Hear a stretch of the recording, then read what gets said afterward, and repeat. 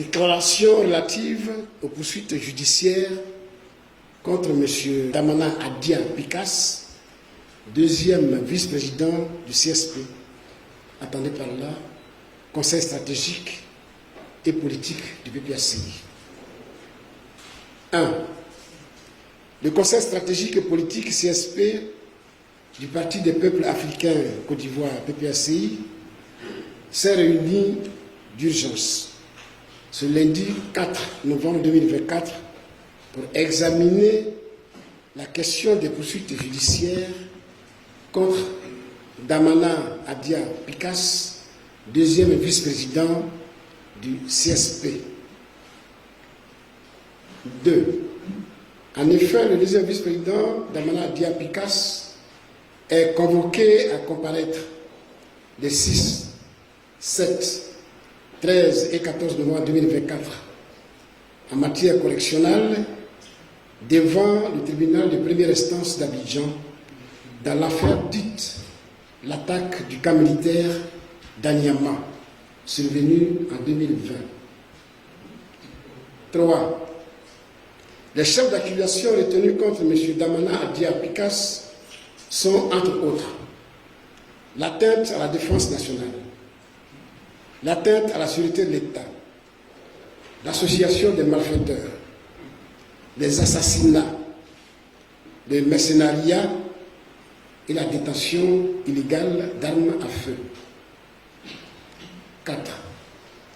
Le PPACI rappelle que ce procès pénal ainsi programmé fait suite à une longue procédure judiciaire déclenchée contre le vice-président Damana Adia Picas lorsqu'il a été convoqué par la cellule spéciale d'enquête et de lutte contre le terrorisme, où il a été mis en examen le 24 février 2023 par le juge d'instruction.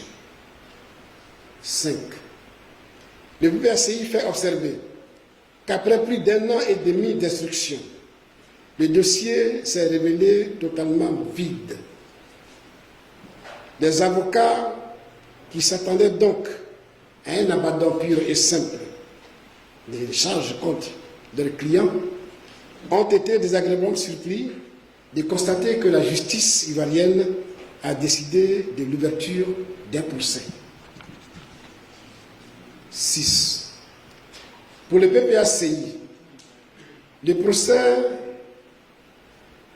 ce procès qui est une autre grossière provocation s'inscrit dans la logique bien connue du régime des musulmans de l'opposition politique et plus particulièrement dans un plan de neutralisation des principaux collaborateurs du président Laurent Gbagbo, le candidat du PPACI à l'élection présidentielle de 2025, à travers l'instrumentalisation de la justice.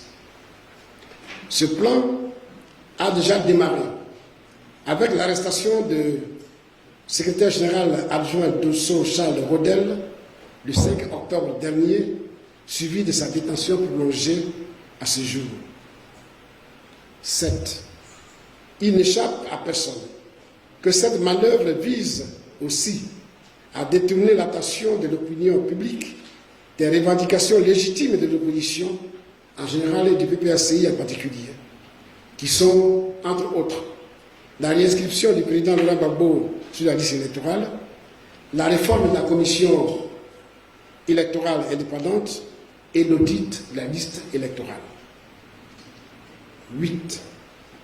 C'est pourquoi le PPACI, tout en dénonçant ces manœuvres politiciennes autocratiques qui malheureusement tendent à jeter le discrédit sur l'administration judiciaire de notre pays, met le pouvoir RHDP en garde contre toute velléité d'arrestation de ces cadres.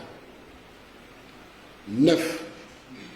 Le PPACI prend à témoin l'opinion publique nationale et internationale sur les graves dangers que font peser ces pratiques dictatoriales et liberticides du régime RHDP sur la paix sociale et la stabilité politique en Côte d'Ivoire.